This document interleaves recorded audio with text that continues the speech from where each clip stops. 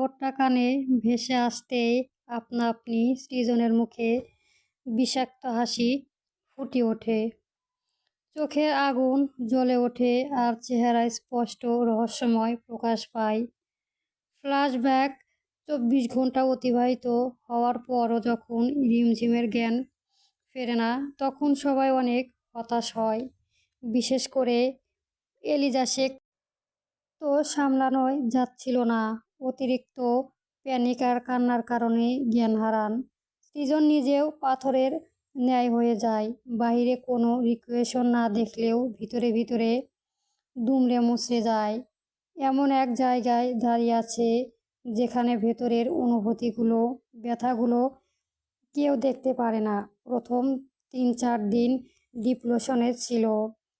কারো সাথে কথা বলতো না, কেউ কথা বললেও সেটা উত্তর দিত না। সবাই উপরে একটা বিরক্ত ভাব কাজ করত।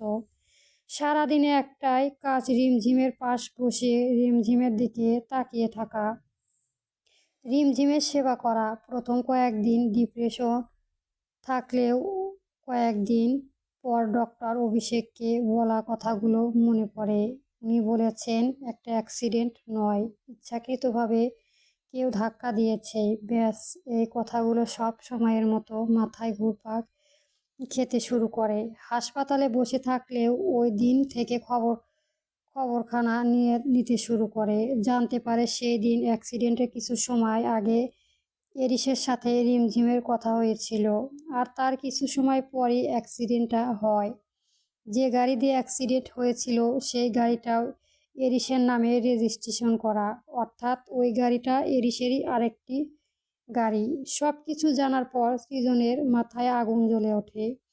এর আগে যখন এরিস রিমঝিমকে রাস্তায় বিরক্ত করত, তখন কয়েকবার আড়াল থেকে সতর্ক করেছিল, হুমকিও দিয়েছিল, কিন্তু সেটাকে এরিস সিরিয়াসলিভাবে নেয়নি। অ্যাক্সিডেন্টটা ঘটনার পর সৃজন এরিসকে কঠিন থেকে কঠিনতম মৃত্যু দেওয়ার প্ল্যান করে এবং সেই মোতাবেক কাজ শুরু করে। সৃজনকে আঘাত করলেও একটা কষ্ট হতো না যতটা না রিমঝিমকে আঘাত করেছে। তার চেয়েও কয়েক গুণ বেশি সৃজনই যন্ত্রণা পাচ্ছে, কষ্ট পাচ্ছে। ওয়ান করেছে, কথা শুনেনি, কিন্তু পরবর্তী এমন সাহসিকতা দেখানোর ফল ভয়ঙ্কর হতে পারে। প্রায় 11টা, কাটা ছুঁই ছুঁই অন্ধকার রাস্তার দূরে একটা আলো জ্বলে ওঠে। একটি গাড়ি শো শো করে এগিয়ে এসে বিশাল চমকাচমকি বাড়িতে প্রবেশ করে। বাড়িটা শহর থেকে একটু ফাঁকা জায়গা। বাড়িটা বেশ বড়, চারপাশে সামান্য কয়েকজন গার্ড। এই বাড়িতে এরিস একাই থাকে, পরিবারের সাথে থাকে না। এর কারণ, মেয়ে এনে নিজের মতো মজা মস্তি করতে পারে না। এখানে দিনের পর দিন মেয়ে এনে পার্টি করে, রুম ডেট করে, আরও কত নোংরামি। তাই একাই থাকতে বেশি স্বাচ্ছন্দ্য বোধ করে। এতে বেশি সুবিধা হয়। প্রায় 12টা বাজে। এরিস রুম থেকে বেরিয়ে বেলকনিতে এসে ড্রিঙ্কস হাতে ড্রিঙ্কস করতে শুরু করে। কিছুটা সময় পার আবার রুমে ফিরে যায়। এতক্ষণ দূর থেকে একটা মোটা গাছের ডাল বসে নজর রাখছিল সৃজন। বাড়ির সামনে কয়েকজন গার্ড থাকলেও পিছনে নেই। সামনে দুটো সিসিটিভি ফুটেজ আছে। পিছনের দিকটা ভালো করে দেখতে বুঝতে পারে পেছনে কোনো সিসিটিভি ফুটেজ নেই। সুবিধা মোতাবেক বাড়ির পিছন দিকেই পা পেলে সাহায্যের উপর চলে আসে। ব্যালকনির দরজা খোলা থাকার কষ্ট করে দরজা ভাঙতে হয় না, সোজা এরিসের রুমে চলে আসে। এতক্ষণ এরিসের নজর ছিল ফোনে স্ক্রিনে ভেসে থাকা উলঙ্গ নারীর পুরুষের ভিডিওর উপর।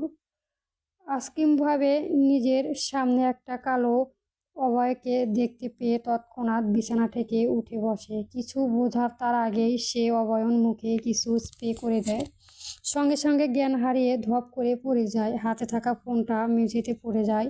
সৃজনের দিকে উপরে নজর পড়তে তৎক্ষণাৎ চোখ খিচে পায়ে সমস্ত শক্তি দিয়ে ফোনের উপর আঘাত করে।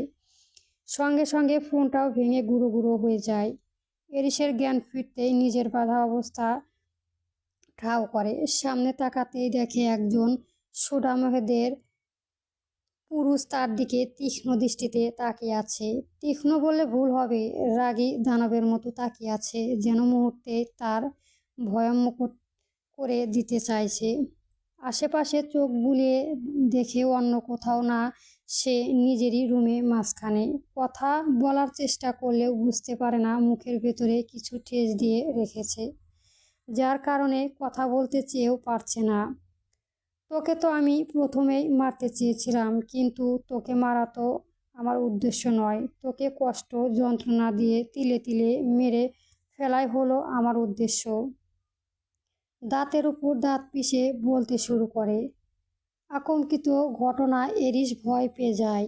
ভয়ে ভয়ে চোখ সৃজনের দিকে তাকায়, আবার বলে, নিশ্চয় আমাকে চিনতে পেরেছিস। আমি কে? তোকে অনেকবার ওয়ার্ন করেছিলাম, কিন্তু কথা শোনার তো দূরের কথা, কোনো আগ্রহই করিসনি। এটা তোর জীবনে সবচেয়ে ভুল। সৃজনের কথা বিপরীতে এরিস কিছু বলার জন্য করে শুরু করে।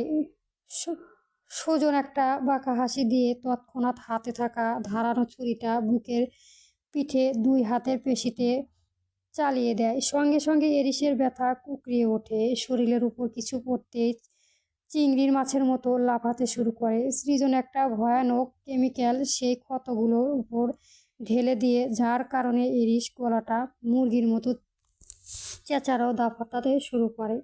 মুখ খোলা থাকলেও হয়তো গলা ফাটিয়ে চিৎকার দিত, কিন্তু সেটাও পারছে না। পুরো শরীরে ধারালো ছুরি দিয়ে আঘাত করেছে, আর সেই বিরক্ত কেমিক্যাল ঢেলে ঢেলে সেই জায়গাটা বিচ্ছিরিভাবে পুড়িয়ে ফেলছে।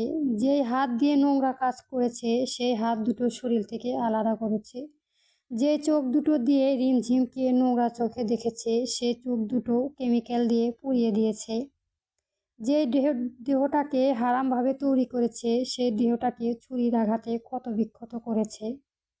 এরিস যখন মৃত্যুর যন্ত্রণা কাতরাচ্ছিল, তখন সৃজনের কাছে এসে চিল্লিয়ে চিল্লিয়ে একটাই কথা উচ্চারণ করে, তোর যতটা কষ্ট হচ্ছে তার চেয়েও আমার এই জায়গাটা খুব কষ্ট হচ্ছে। বুকে হাত দিয়ে আমার কলিজা, আমার খুব খুশি, আমার পুরো দুনিয়া হারিয়ে যাওয়ার আতঙ্কে খুব ব্যথা হচ্ছে। তোর মনে হাজারো এরিসকে দুনিয়া থেকে সাফ করতে পারলেও এই হৃদয়ের বড্ড শান্তি পেত। তোর মতো একটা নোংরা ডাস্টবিনের মেরে এই দেশ থেকে সাফাই করলাম। এরিস মরে গেলে কিন্তু সৃজনের রাগ ক্ষোভ যেন শেষ হয়নি। হিংস্র রূপ ধারণ করে আবার সেই লাশের ছুরির আঘাত হানাতে শুরু করে। আমি ডাক্তার হয়েও যেমন অসুস্থকে সুস্থ করার ক্ষমতা রাখি, তেমনি তোমার মতো খুন পোকাকেও শেষ করতে পারি। বর্তমান সৃজন রিমঝিমকে কেবিনে ঢুকে মাহিম আর এলিজা শেখকে দেখতে পায়। দুজনেই মন মরা হয়ে বসে আছে, কারো উপস্থিতিতে টের পেয়ে দরজার দিকে তাকায়। সৃজনকে দেখতে পেয়ে এলিজা শেখ সেই দিকে অপলক তাকায়, যেন কিছু মেলানোর চেষ্টা করছে। সৃজনের এমন অবস্থা দেখে মন আরও বিঘ্নিন্ন হয়ে যায়। তিনি ভালো করেই বুঝতে পেরেছে সৃজন রিমঝিমকে ভালোবেসে ফেলেছে। শুধু ভালোবাসলে না, ভালোবাসার অপরে যদি কিছু থেকে থাকে সেটাও সৃজনের মাঝে আছে। কিছু সময় পর এলিজা শেখ মাহিম চলে যায়। রায়হান শেখ সারাদিন হাসপাতালে থাকে। রাত হলে মাহিমকে নিয়ে চলে যায়। এলিজা শেখ শুরু থেকে সৃজনের সাথে এখানেই থাকছে। নাজমা বেগম স্মৃতি দিনে বেশিরভাগ সময় এখান থেকে আবার চলে যায়। আফরাত তালুকদার সকালে বিকেলে একবার করে ঘুরে যায়। বেঁচে থাকার তাগিদে সবাই শুরু চলেছে, কারোর মনে কোনো প্রকার শান্তি আনন্দ নেই। জীবন যেখানে নিয়ে যাচ্ছে সেই দিকে প্রবাহিত হচ্ছে। সৃজন রিমঝিমের ডান হাত ধরে নীরবে কিছু সময় মুখে দিয়ে তাকিয়ে কাটিয়ে দেয়। এমন সময় স্পষ্ট সুরে শুধায়, তুই আমাকে কষ্ট দিয়ে কত সুন্দর চোখ বন্ধ করে ঘুমিয়ে আছিস। জানিস আমার কতটা যন্ত্রণা হচ্ছে? আমাকে শাস্তি দিতে তুই এভাবে কতদিন চুপচাপ থাকবি? দেখ না, আমি খুব কষ্ট পাচ্ছি। একবার উঠে তোকে আর কখনো কষ্ট দেব না, শুধু ভালোবাসবো। এই বুকে খালি জায়গা আগলে রাখবো, কখনো কষ্ট দেব না। আবেগ নিয়ে কথাগুলো বলতে আবার চোখ থেকে ঝরঝর করে পানি ঝরতে শুরু করে। হাতটা গালে চেপে ধরে নীরবে কাঁদতে থাকে। কিছু সময় কেঁদে গেলে আবার বলতে শুরু করে, আমার ভুল হয়ে গেছে, অনেক বড় ভুল হয়ে গেছে। আমার তোকে আঘাত করা ঠিক হয়নি, আমাকে ক্ষমা করে দিবি তো? আমাকে ক্ষমা করে রিমঝিমের দিকে তাকিয়ে কান্না মিশ্রিত রোদ কণ্ঠে প্রশ্ন ছড়ে, কিন্তু ওপাশ থেকে কোনো উত্তর দেয় না। প্রশ্ন প্রশ্নরা প্রশ্ন করেই গেল, কিন্তু উত্তরে ধরা দিল না। মাস পর সময় সময়ে স্রোত চলে গেল। অতিবাহিত হওয়ার সময়ের মাঝে মিশে গেছে কিছু মানুষের দুঃখ, কষ্ট, বেদনা। তারা শুধু ভালো দিনই আশা অপেক্ষায় দিন গুনছে। আশা না থাকলেও হয়তো পৃথিবীতে মানুষ বেঁচে থাকতো না। আশা আছে বলেই মানুষের বেঁচে থাকার স্বপ্ন দেখে। সময় ঠিকই চলে গেছে, কিন্তু রিমঝিম সেই একই অবস্থানে অবস্থান করছে। তার সাথে সৃজনের সময়টাও থমকে গেছে আরও কয়েকটা জীবন। সৃজন নিজেকেও ভুলে গেছে, নিজের কর্মে ভুলে গেছে। হৃদয়ে গেঁথে আছে শুধু একটাই নাম, রিমঝিম। তার ব্যক্তিগত একটা ছোট পাখি, যাকে হৃদয়ের খাঁচায় আবদ্ধ করে রেখেছে।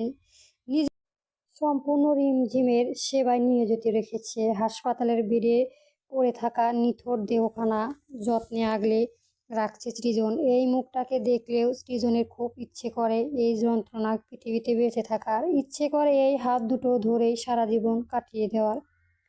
এই 8 মাসে সৃজনের মাঝে অনেক পরিবর্তন এসেছে। আগের সেই রাগী রূপটা মিলিয়ে গেছে। সবার সাথে তেমন কথাও বলে না, সবসময় চুপচাপ থাকে। নিয়মিত 5 ওয়াক্ত নামাজ আদায় করে, কখনো কখনো জায়নামাজে সিজদা স্থানে নীরবে কাটে। পুরুষ মানুষ নাকি কাঁদে না, কিন্তু আজকাল তার প্রতি মুহূর্তে কান্না পায়। কান্নাগুলো কখনো গেলে না তো আবার কখনো অন্ধকারে বসে বিসর্জন দেয়। সম্ভবত এখন রাত 3টা, সৃজনের চোখ ঘুম নেই।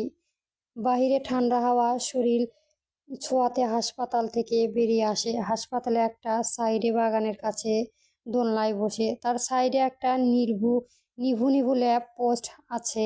কিছু সময় পর অদক্ষ কণ্ঠে গান গাইতে শুরু করছে। ঝরে যাওয়ার পাতাটির মতো ঝরে গেছে আজ আমি। কোনো কেন ভালোবাসিনি আমার হারিয়ে কোথায় তুমি? ঝরে যাওয়ার পাতাটির মতো ঝরে গেছে আজ আমি।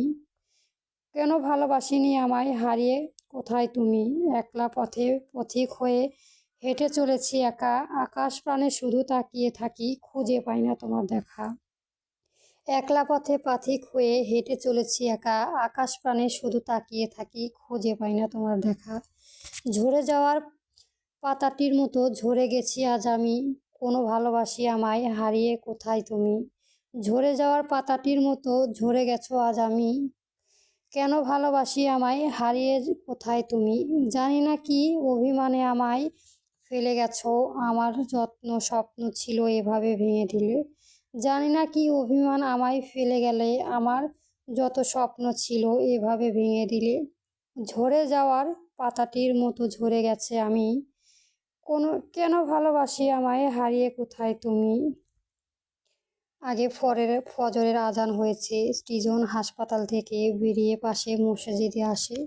অজু করে মসজিদের ভেতর প্রবেশ করে। অন্যরা দিনের তুলনায় আজ বেশ কয়েকজন মানুষ হয়েছে। আজকাল তো মানুষ নামাজ পড়া ছেড়েই দিয়েছে। এমনিতেই নামাজ পড়তে না যার সেখানে এই ঠান্ডা উঠে পড়বে, সেটা তো বিলাসিতা। তবুও যে কয়েকজন মাত্র হয়েছে, এটাই অনেক। সবাই একসঙ্গে নামাজ পড়তে শুরু করে। নাজমা শেষ মোনাজাত ধরে। নিত্যদিনের মতোই আজও সৃজন মোনাজাতে নীরব কেঁদে কেঁদে একটাই প্রার্থনা করে, রিমঝিমের যেন জ্ঞান ফেরে, সম্পূর্ণ সুস্থ হয়। আল্লাহ তাআলা তাকে ভালো থাকার তৌফিক দান করুক, সর্বদা সুস্থ রাখুক। সবাই চলে গেছে, কিন্তু সৃজন এখনো মোনাজাতে বসে আছে। তার প্রার্থনা যেন শেষ হতে চাইছে না। একটা সময় ওইখানে গুনগুন করে কান্না করতে শুরু করে। কতটা সময় এভাবে গড়িয়ে যায় সেই দিকে হুঁশ নেই। মোনাজাত শেষ করে চোখের পানি মুছে মসজিদের বাহিরে বেরিয়ে আসে। এখনো ভোরের আলো ফোটেনি। নজর যায় মসজিদের এক কোণায়। একজন ব্যক্তি এই ঠান্ডায় ফ্লোরে শুয়ে আছে। কাছে গিয়ে বুঝতে পারে সম্ভবত লোকটা মানসিক সমস্যা আছে। তার পোশাক আর চেহারা স্পষ্ট ফুটে উঠেছে। এমন কনকনে শীত, ফ্লোরে কিভাবে ঘুমিয়ে আছে এটা ভেবেই গা শিউরে ওঠে। সৃজন নিজের চাদরটা খুলে লোকটার গায়ে মুড়িয়ে দেয়। এরপর উল্টো ঘুরে পা বাড়ায় হাসপাতালের উদ্দেশ্য। হাসপাতালে এসে নিত্যদিনের মতোই রিমঝিমের পাশে বসে, কিন্তু রিমঝিমের দিকে তাকাতে একটু অবাক হয়। মুখ থেকে অক্সিজেন মাস্ক খোলা, অপর প্রান্তে বিছানায় শুয়ে থাকা এলিজা শেখ দিকে তাকায়। না, উনি তো এখনো ঘুমে আছে। হাতের মুঠোয় থাকা রিমঝিমের হাত নাড়ে ওঠে। টের পেতে হাতের দিকে তাকায়, সত্যি হাতটা নাড়াচাড়া করছে। খুশিতে সৃজনের মুখ প্রসারিত হয়। চট করে মুখের দিকে তাকায়, চোখ দুটো পিটপিট করে খোলার চেষ্টা করছে। খুশিতে ফুপি ফুপি বলে জোরে জোরে ডাকতে শুরু করে। এলিজা শেখ থরফর করে ওঠে, দ্রুত বিছানা থেকে নেমে রিমঝিমের কাছে আসে। তাও মুখে খুশির ঝলক ফুটে ওঠে। দেখতে দেখতে রিমঝিম চোখ খুলে তাকায়, তবে এই লাইটের আলো সহ্য করতে না পেরে বারবার চোখ বন্ধ করে। কয়েকবার এরকম করে অবশেষে সম্পূর্ণ চোখ মেলায় তাকায়। সৃজন আর এলিজা শেখের দিকে তাকায়, তবে এমনভাবে তাকায় বোঝা যাচ্ছে না তাদের দেখে কোনো অনুভূতি কাজ করছে। পরবর্তী গল্প পেতে চ্যানেলটা সাবস্ক্রাইব করবেন। ধন্যবাদ।